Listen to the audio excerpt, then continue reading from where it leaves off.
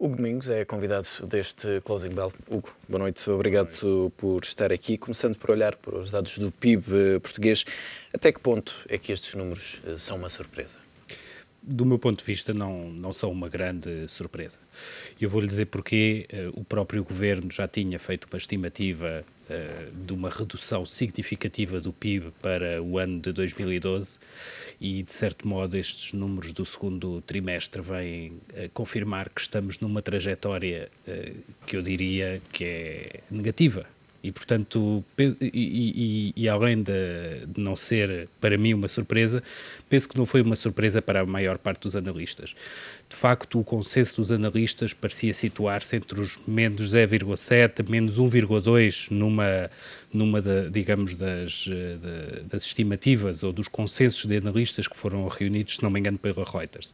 Mas havia outros analistas de bancos, nomeadamente eu vi uma estimativa do Bank of America Merrill Lynch, que apontava para uma redução de 2,9 em cadeia.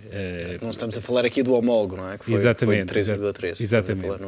E esses números e estes números que foram agora avançados ainda nos permitem antecipar para o final do ano também as previsões de uma contração do PIB, que nesta altura a maioria das estimativas ronda os 3%, precisamente. Eu penso que, de novo, segundo o meu ponto de vista, a minha convicção é a seguinte: nós podemos, no máximo, esperar uma contração de 3%. Se tudo correr bem, nós vamos realmente bater nos tais menos 3% no final do ano. Mas existe aqui uma série de riscos. Ninguém sabe exatamente como é que vai ser a situação a nível europeu a partir de setembro. E Portugal depende muito, por via das exportações, da procura dos seus parceiros comerciais, que são, na maior parte dos casos, países europeus. Portanto, nesta altura, o melhor cenário é, de facto, confirmar-se essa contração de 3% do PIB em 2012. Não vale a pena estarmos aqui a pensar que poderá ser algo inferior a isso. Do meu ponto de vista, é isso. O melhor que podemos esperar é a tal contração de menos 3% em 2012. E nestes números nota-se também um abrandamento das exportações. O Hugo estava a referir precisamente a esta dependência dos parceiros europeus. Este é o maior sinal de preocupação daquilo que sai deste relatório do INE? Para mim é. Existe neste momento, talvez eu possa fazer aqui rapidamente um diagnóstico sobre aquilo que aconteceu nos últimos anos em Portugal a nível da economia ou a nível macroeconómico. A maneira como eu vejo desenrolar os acontecimentos é a seguinte: houve realmente uma crise que ao início era uma crise financeira, que, parecendo que não, já começou há 5 anos. Exatamente, comemorámos na semana passada o arranque dessa crise do subprime. Exatamente.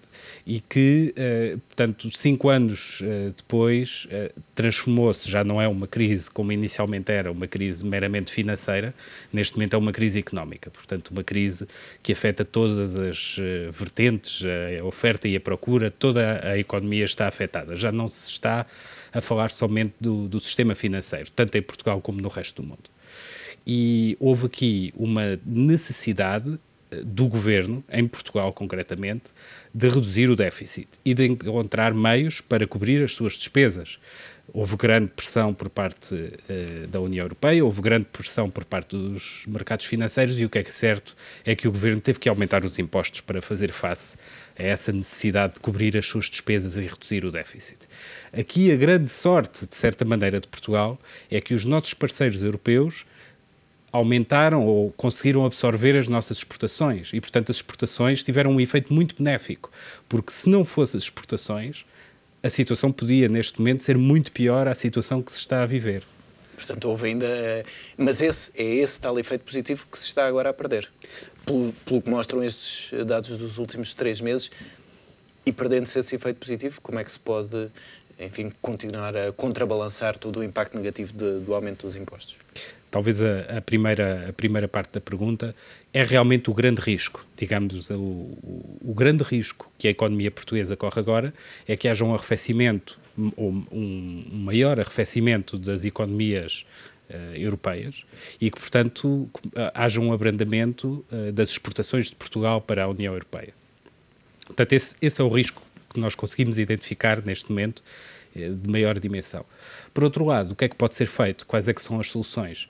Eu penso que se houver um abrandamento da situação, das exportações, a situação vai se complicar, obviamente, e há uma série de soluções que poderão ser adotadas pelo Governo, mas parece-me assim à partida que a margem de manobra do Governo é muito limitada neste momento. Se nós nos focarmos nas empresas, aí parece-me que na estrutura da economia, a nível de cada empresa em Portugal, haverá talvez haverá uma margem de manobra um pouco superior. Há uma série de coisas que podem ser feitas e que nós podemos abordar, se quiserem, mais pormenor. Obviamente, sim. Vamos então olhar para essas possibilidades que certamente há muita gente, nesta altura, a pensar o que é que ainda pode ser feito. Eu penso que a nível do Governo, desde logo, o que é que não pode ser feito, não estou bem a responder à pergunta, mas o que é que não pode ser feito pelo Governo? Portugal não tem política monetária, pode, quanto muito, ter alguma influência na política monetária que é feita a nível europeu. Portanto, aí parece-me que as possibilidades são bastante limitadas. Obviamente que há a via fiscal, mas um aumento de impostos, mais um aumento de impostos, parece-me muito difícil nesta altura. Por outro lado, uma redução de impostos, tendo em conta que o Estado já está com muita dificuldade em conter o déficit com os impostos ao nível atual, também me parece muito difícil. Portanto, aí parece-me que há uma margem de manobra muito reduzida. E depois podemos entrar aqui no que se chama as medidas menos convencionais. Nós podemos pensar num grande programa de infraestruturas que o Governo poderia hipoteticamente lançar para relançar a economia, mas esse programa de infraestruturas, mais cedo ou mais tarde, ia ter um impacto negativo no déficit, portanto aí a margem de manobra também é limitada. Nós podemos pensar, por exemplo, no Estado pedir à Caixa Geral de Depósitos que tenha maior intervenção na economia, diretamente, junto das empresas e junto, por exemplo, da promoção da internacionalização das empresas portuguesas. Abrir mais linhas de crédito. Abrir mais linhas de crédito. Será que as empresas ainda têm capacidade para absorver mais crédito? Fazer investimentos diretos em capital próprio?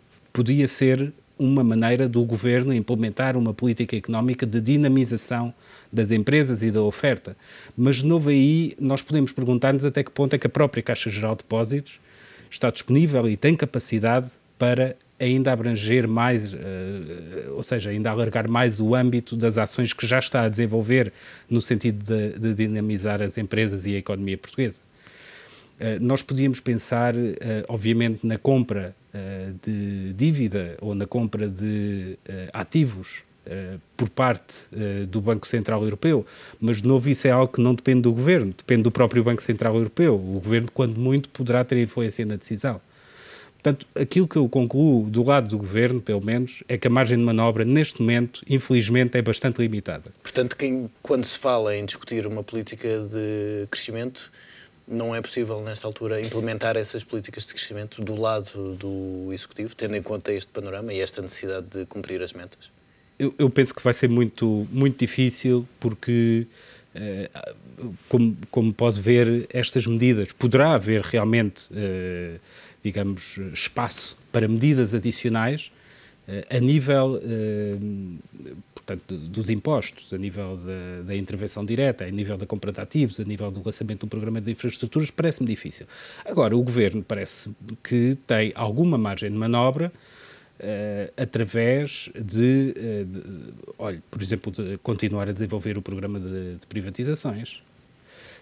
Parece-me que há também alguma margem de manobra para cortar despesas em aspectos muito pontuais. Nós podemos não estar a falar de grandes montantes, mas há certas linhas de despesa do Estado que ainda podem ser reduzidas. Mas eu penso que aqui a grande oportunidade está a nível das próprias empresas. E era um pouco sobre isso que eu gostava de... E olhemos então para as empresas, o que é que pode ser feito do lado das empresas? Do lado das empresas, eu penso que é muito importante falar de inovação. E o que é que eu quero dizer na prática com a inovação? A inovação tem várias vertentes. Desde logo, uma das vertentes mais importantes é a inovação dos produtos ou dos serviços. É muito importante, a meu ver, neste momento, que as empresas, ou que as pessoas que têm poder de decisão nas empresas, olhem com muita atenção para a sua capacidade de trazer novos produtos ou novos serviços para o mercado. Isso é um primeiro ponto. E aí, lá está, há margem de manobra.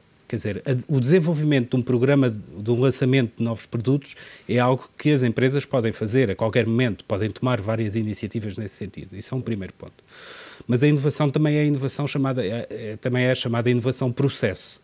Ou seja, as empresas podem, a qualquer momento, de novo, através de um enfoque nos custos, na procura de eficiências, na melhoria de processos internos, na relação que têm com os seus fornecedores, encontrar uma série de melhorias, de aumentos de eficiência.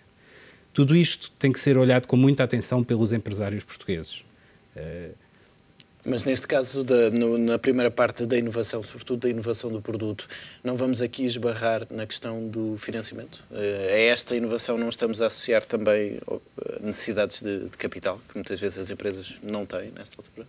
É essa, digamos, a arte do gestor e a habilidade do gestor. É a sua capacidade em desenvolver projetos de melhoria do produto ou de lançamento de novos produtos no mercado, utilizando em grande parte recursos que já estão disponíveis imediatamente na empresa.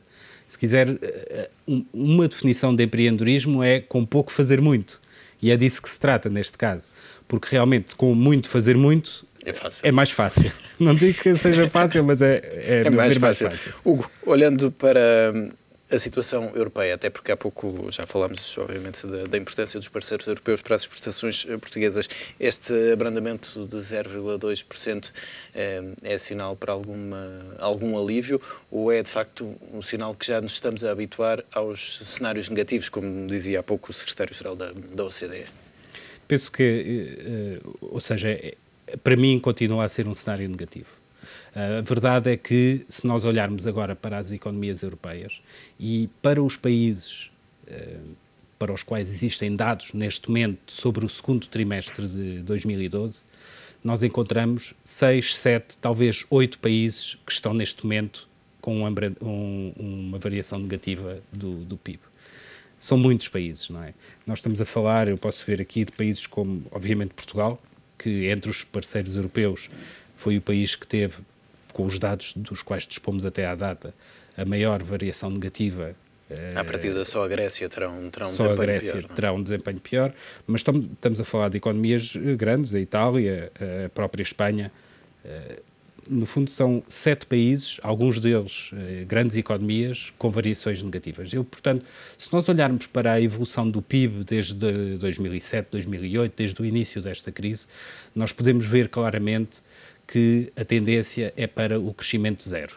Ainda não há uma tendência para o crescimento ou para uma variação negativa do PIB, mas eu penso que a Europa se está a aproximar neste momento da estagnação.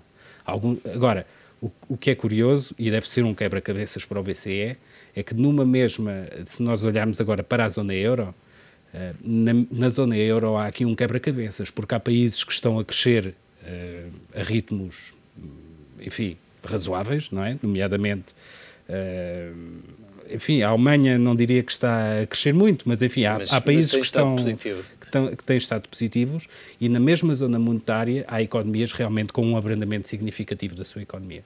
Portanto, há aí uma dificuldade. Ajustar uma política monetária a essas realidades é o tal quebra-cabeças para o BCE. É, exatamente. E daí a atenção toda que os investidores terão à próxima reunião do Banco Central Europeu. Hugo Domingos, muito obrigado pela presença neste Closing Bell.